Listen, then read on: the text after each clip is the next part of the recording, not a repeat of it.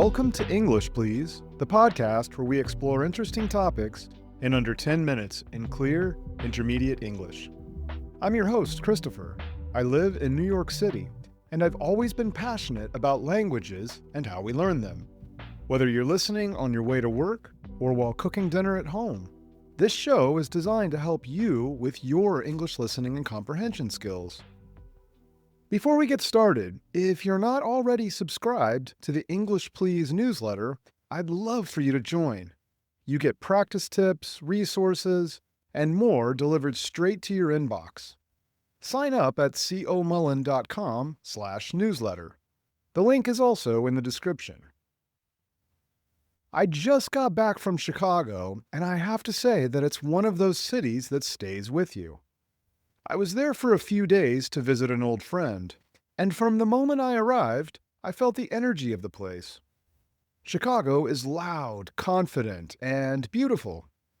Today, I want to share a little of what makes this city so special, and along the way, we'll look at some vocabulary that will help you describe cities, culture, and history in English. Let's start with something surprising if you haven't been there.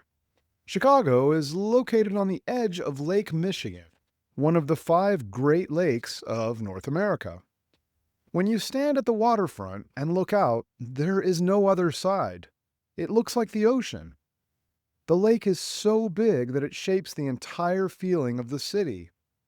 The skyline rises up behind you, and in front of you, there is nothing but water.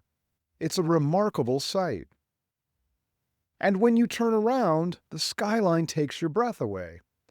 Chicago is widely considered the birthplace of modern architecture. In 1871, a devastating fire destroyed much of the city. When Chicago was rebuilt, architects used that opportunity to experiment with something new. They developed new ways to construct tall buildings using steel frames, and the skyscraper was born.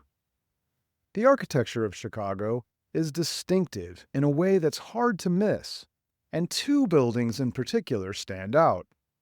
The Sears Tower, now officially called the Willis Tower, was for many years the tallest building in the world. The John Hancock Center is another landmark on the skyline, with its bold, dark shape and dramatic height. Walking along the Chicago River and looking up at these buildings is genuinely impressive. But Chicago's influence on the world isn't only about buildings. The city also has an incredible music history. Chicago blues developed in the city in the 1940s and 1950s as musicians from the American South brought their music north and gave it a new electric sound. Artists like Muddy Waters and Howlin' Wolf created something raw and powerful that would go on to influence rock and roll and popular music around the world.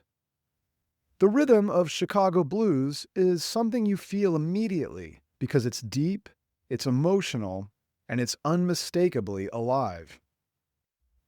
Decades later, something else emerged from Chicago. House music was born in the city in the early 1980s, in clubs on the South Side. DJs began experimenting with electronic sounds, drum machines, and a beat that made people want to dance. House music spread quickly to Europe, to the UK, Germany, and beyond. If you've ever been to a club in Berlin or London, you've heard music that has its roots in Chicago. Many people love house music without really knowing where it came from. That's one of the things I find so interesting about cities. A place can shape culture in ways that travel far beyond its borders. Chicago's architecture changed how we build cities. Its music changed how we listen and how we move. And the lake gives the whole city a sense of openness and possibility. If you visit Chicago, walk along the lakefront, look up at the skyline, and find some live blues music in the evening. You won't regret it. If you enjoyed this episode, the best thing you can do is subscribe to the English Please newsletter. You'll find the link in the description. And if you want more structured listening practice, Check out the English Listening Accelerator, a workbook with audio available at comullen.com/listen. Again, I'm Christopher, and I want to invite you to join me in future episodes of English Please to hear about a variety of topics, all focused on helping you with your English. Subscribe now wherever you listen to podcasts, and let's continue this adventure together in clear, understandable English.